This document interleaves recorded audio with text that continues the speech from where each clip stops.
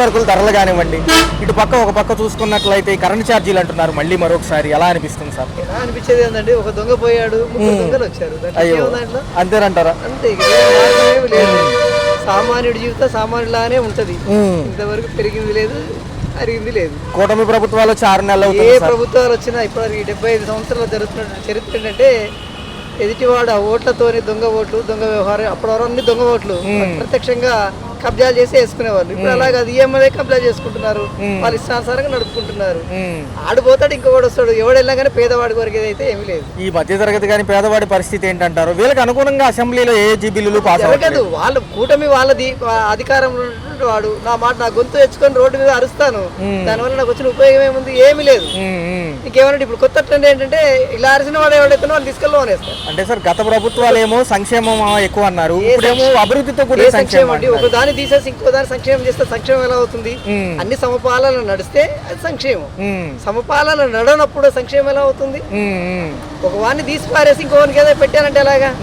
అలా కాదు కదా. ఏ ప్రభుత్వం వచ్చినా కానీ ఆర్థిక వెసులుబాటు లేదు, లోటు బడ్జెట్లే అంటున్నారు. మరి ఇన్ని పథకాలు అమలు వైపు ఎంత ఖర్చు అవుతుంది? మనం తినడం మానేస్తే, ముందు ఎవడైతే అధికారంలో ఉన్నవాడు ఉన్నాడో వాడు తినడం మానేస్తే సంక్షేమ కార్యక్రమాలు దేదీప్యమానంగా నడుస్తాయి. ఒకసారి నేను విన్నాను, పార్లమెంటులో ఒక సిపిఐ నాయకుడు చెప్పాడు, విదేశాల నుండి డబ్బు తీసుకొచ్చి పడేస్తా, విస్తారమైనటువంటి ధరలు తీసుకొచ్చిస్తా, ప్రతి వాడి అకౌంట్లో 15 లక్షలు వేస్తాను అన్నాడు మోడీ గారు. అంటే ఆయన ఒక మాట అన్నాడు, అయ్యా మీరు ఆ పని చేయొద్దు, మీరు ఆ పని చేయొద్దండి, ఇప్పుడున్నటువంటి ఏది ట్యాక్స్ కలెక్షన్ ఏదైతే ఉందో అది నిష్పక్షపాతంగా చేయండి, ప్రతి వాడికి ఇల్లు ఉంటుంది, ప్రతి వాడికి ఉద్యోగం ఉంటుంది అన్నాడు. అది చేయమనండి. ఈయనైనా ఆయన ఇంకొక ఆయన ఏదైతుందో అవి మానమనండి. ఆదాని గానికో అంబానీ గానికో ఇంకోటి దోయడం కాకుండా అది మానమనండి, సరిగా సాగు. సార్ ఉచితాలు ఎంతవరకు ఇవ్వచ్చు అంటారు? అసలు జనం ఉచితాలకు అలవాటు పడడానికి ఎవరు కారణం? ఏం ఉచితాలు దేనికి ఇస్తున్నారు? ఎవరు సొమ్ము తీసుకొచ్చి ఇస్తున్నారండి? ఎవరు సొమ్ము ఇస్తున్నారు? వాడు జేబులు తీసుకొచ్చి ఇస్తున్నాడు అంటే ఉచితాలు ఏమన్నా? పేదవాడు కష్టపడుతున్నాడు, పేదవాళ్ళ దోచుకున్నది కాస్త వీడికి పెడుతున్నాడు, అంతకంటే ఇంకోటే లేదు. సార్ ఎలా ఉంటాయి మరి 6 పథకాలు అమలు వైపు వెళ్తే బడ్జెట్లు? సార్ ఒక నిమిషం, 2.94 లక్షల కోట్లు బడ్జెట్ అంటున్నారు. 7 రోజులు అవుతుంది, నిన్న 7వ రోజు సమావేశం. వాళ్ళపైన వీళ్ళు, వీళ్ళపైన వాళ్ళు, ఎలా అనిపిస్తుంది? అదే జరుగుతుంది, అదే జరిగేది కూడా అదే. వీళ్ళ మీద వాళ్ళు వేస్తారు, వాళ్ళ మీద వీళ్ళది. వాడు వచ్చాడు, కొత్త ట్రెండ్ స్టార్ట్ చేశాడు, కేసులు పెట్టడం ప్రారంభించాడు.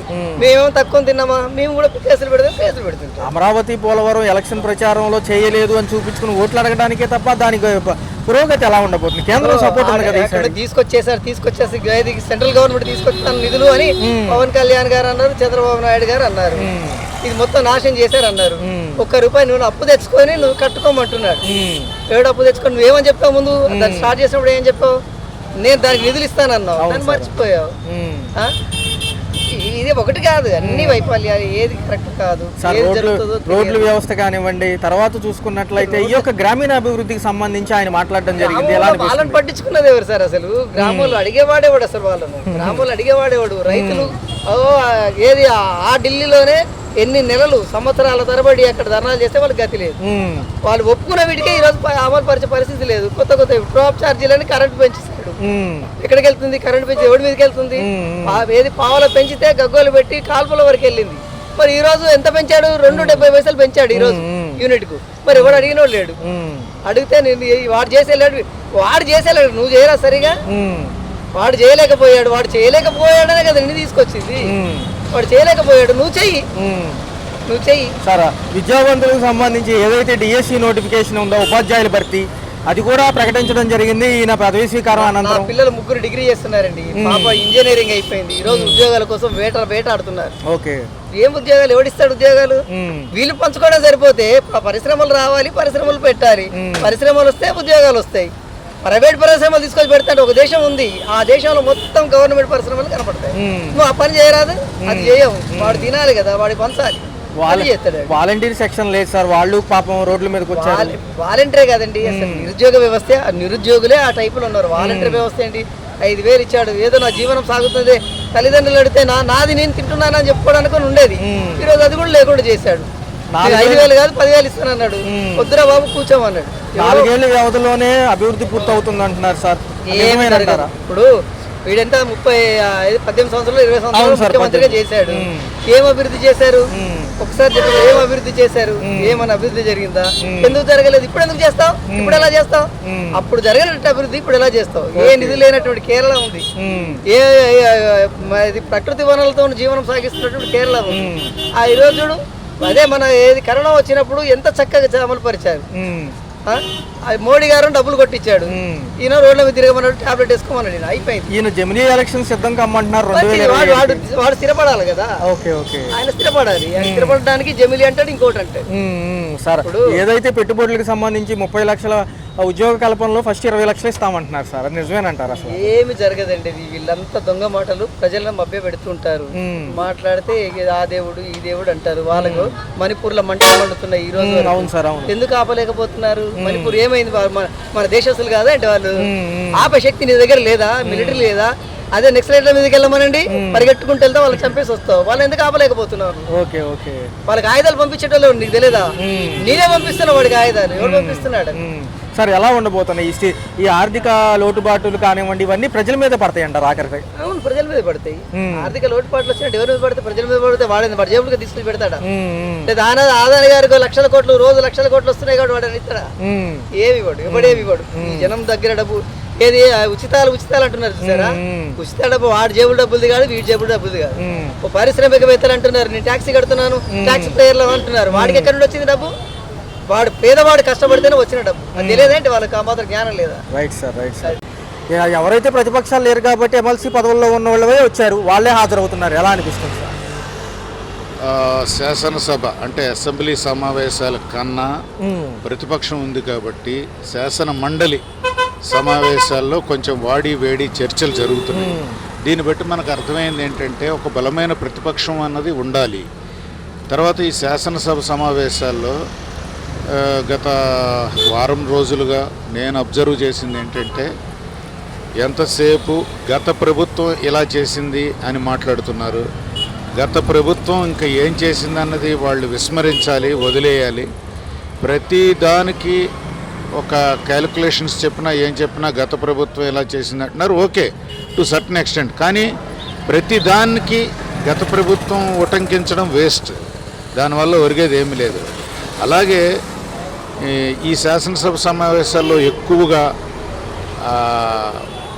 ఇతరుల సోషల్ మీడియా మీద పోస్టింగ్స్ పెట్టిన వాళ్ళ మీద తగిన చర్యలు తీసుకుంటున్నామని చెప్తున్నారు. అయితే ఈ చర్యల్లో పాలకపక్షం వాళ్ళ కార్యకర్తలు చేసినా కూడా తీసుకోవాలి, నిష్పక్షపాతంగా చేయాలి. గతంలో ఎవరైతే మరి ఆ ప్రభుత్వం మీద, జగన్ గారి ప్రభుత్వం మీద పోస్టింగ్స్ పెట్టారో వాళ్ళని కూడా సీరియస్గానే పరిగణించాలి. వాళ్ళు కూడా లేడీస్ని అవమానించారు. అయితే వీళ్ళ స్థాయిలో అవమానించలేదు. కానీ ఈ సోషల్ మీడియా అరెస్టులు మాత్రం నిష్పక్షపాతంగా జరిగితే అందరికీ భయం ఉంటుంది. అందరూ మహిళల గౌరవం కాపాడాలి, అందరూ కూడా ఈ అబ్జెక్షనబుల్ లాంగ్వేజెస్ మాట్లాడకూడదు అని అంటే పాలకపక్షం లేదు, ప్రతిపక్షం లేదు, అందరినీ ఒక హెచ్చరిక చేసి 4-5 అటు ఇటు కూడా అరెస్టులు చేయడం, వాళ్ళని వార్నింగ్ ఇచ్చి వదిలిపెట్టడం అయితే బాగుంటుంది. వన్ సైడెడ్గా జరుగుతున్న అభిప్రాయం అయితే ఉంది సార్. మరి ఎలా అనిపిస్తుంది? ఒక పక్క బడ్జెట్ సమావేశాలు కూడా ముగిసిపోయాయి, అరకొరగా ఇచ్చిన నిధులపైన లెక్కలే చూపిస్తున్నారు. కానీ మరి ఈ సంపద సృష్టించి తీసుకురావాలి కాబట్టి ఎంత సమయం పట్టొచ్చు? 4 ఏళ్లే పరిమితి పెట్టుకున్నారు అభివృద్ధికి వీళ్ళు. సంపద సృష్టి అంటేనండి ఫస్ట్ మౌలిక సదుపాయాలు మనం కల్పించాలి ఒక వ్యాపారం చేసుకోవటానికి. ఫర్ ఎగ్జాంపుల్ ఈ రోడ్డు బాగుంటేనే, లేకపోతే ఇక్కడ బిల్డింగ్స్ ఉంటేనే వ్యాపారం వస్తుంది ఆటోమేటిక్గా. ఎన్నో లక్షల వేల కోట్లు పెట్టి సడన్గా అంతా నిర్మించాల్సిన అవసరం లేదు.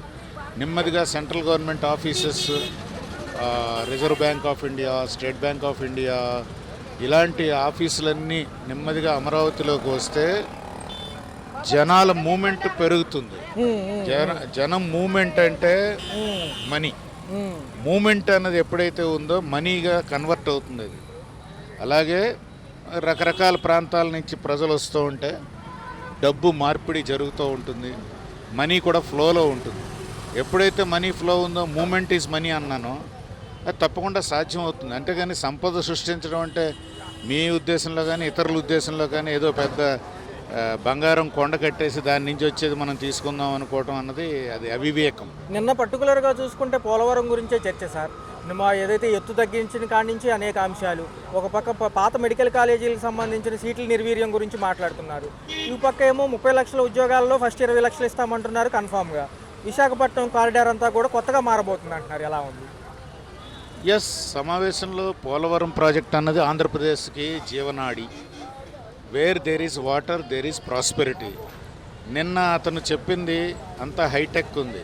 ఆ డయాగ్రామ్స్ వేసి చెప్పాడు కదా. అవును సార్. గోదావరి కృష్ణా నది బ్లూ కలర్లో వేసి గ్రీన్ కలర్లో రకరకాల ఛానల్స్కి కాలువలకి వాటికి కలిపారు.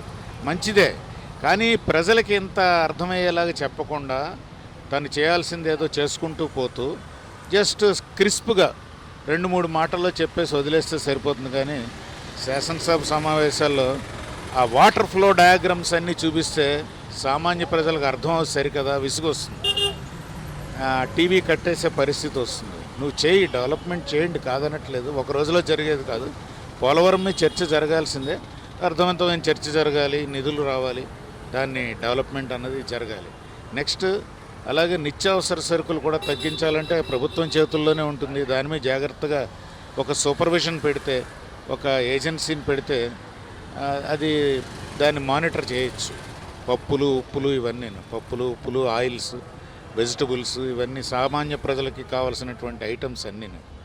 సో ఇది ఫైనల్గా చూసుకుంటే మహారాష్ట్ర ఎన్నికలకు సర్వం సిద్ధమైంది సార్. ప్రచారకర్తగా వెళ్ళిన పవన్ కళ్యాణ్ గారు కూడా చాలా ప్రసంగాలు చేశారు.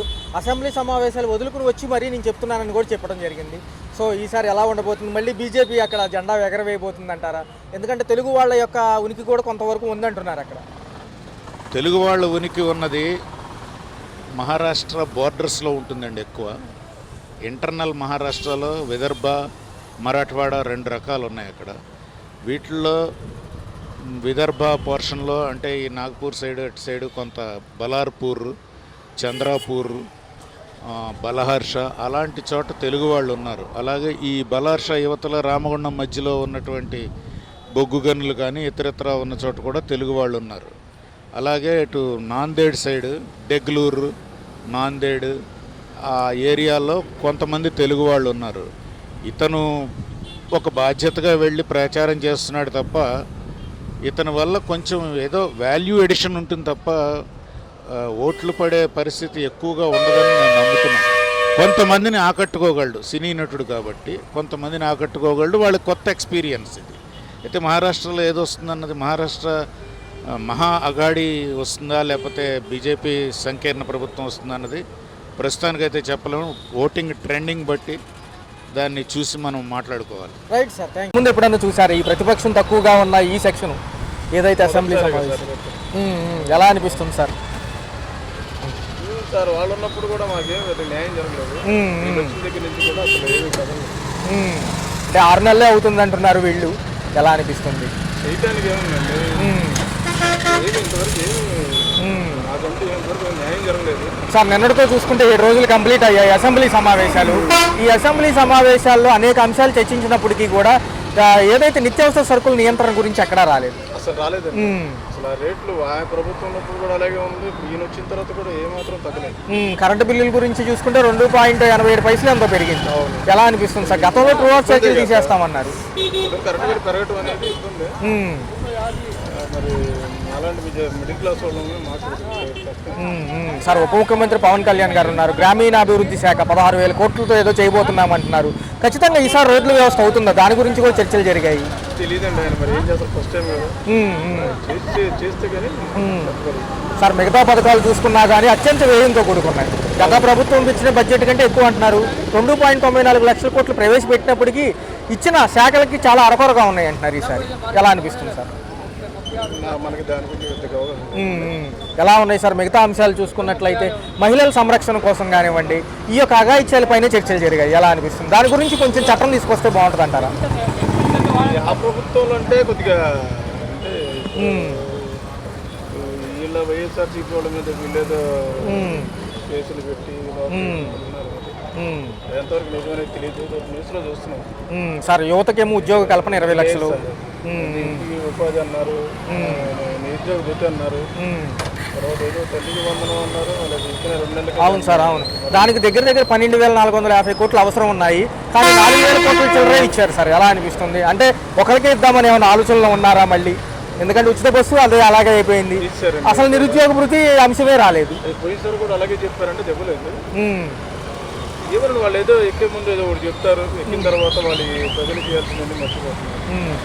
సార్ 4 ఏళ్లలో అభివృద్ధి పనులన్నీ అయిపోతాయా? 30 లక్షల ఏదైతే పెట్టుబడుల నిమిత్తం విశాఖపట్నం గ్రీన్ కారిడార్తో సహా మొత్తం అభివృద్ధి చేస్తామంటున్నారు, నిజంగా ఎలా అనిపిస్తుంది సార్? అంటారండి, అవ్వాలి కదండి. ఉమ్, ఉమ్. ఇప్పుడు ఏదో పోలవరం ప్రాజెక్టు గురించి చెప్పుకొచ్చారు,